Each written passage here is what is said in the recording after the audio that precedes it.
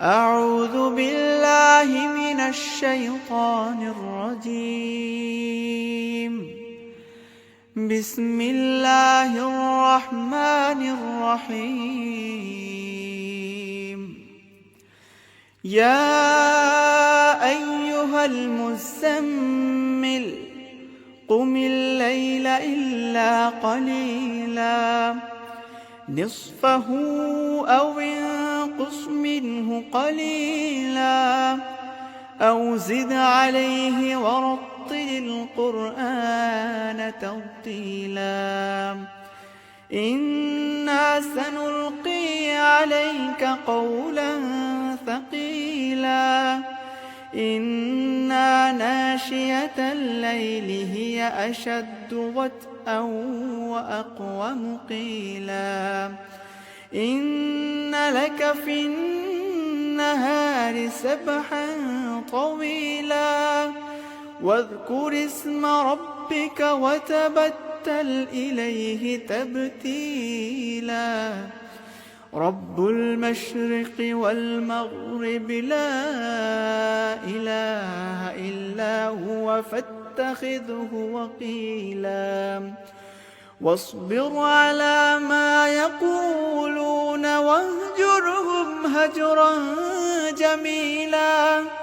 وذرني والمكذبين أولي النعمة ومهلهم قليلا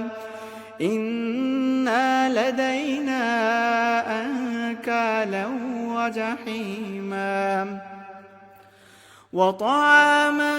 ذا غصة وعذابا أليما يوم ترجف الأرض والجبال وكانت الجبال كثيبا مهيلا إنا أرسلنا إليكم رسولا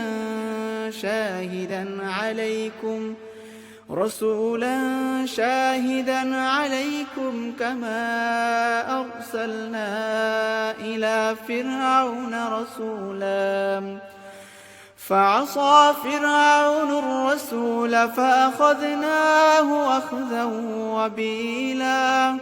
فكيف تتقون إن كفرتم يوما يجعل الولدان شيبا السماء منفطر به كان وعده مفعولا إن هذه تذكرة فمن شاء اتخذ إلى ربه سبيلا إن ربك يعلم أنك تقوم أدنى من ثلثي الليل ونصفه وثلثه وطائفة من الذين معك والله يقدر الليل والنهار علم أن لن تحصوا فتاب عليكم فاقرؤوا ما تيسر من القرآن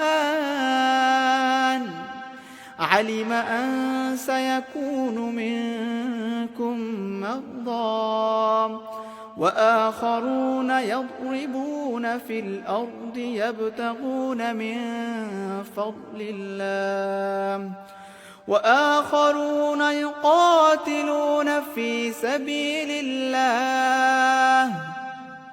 سبيل الله فاقرؤوا ما تيسر منه وأقيموا الصلاة وآتوا الزكاة وأقرضوا الله قرضا حسنا وما تقدموا لأنفسكم من خير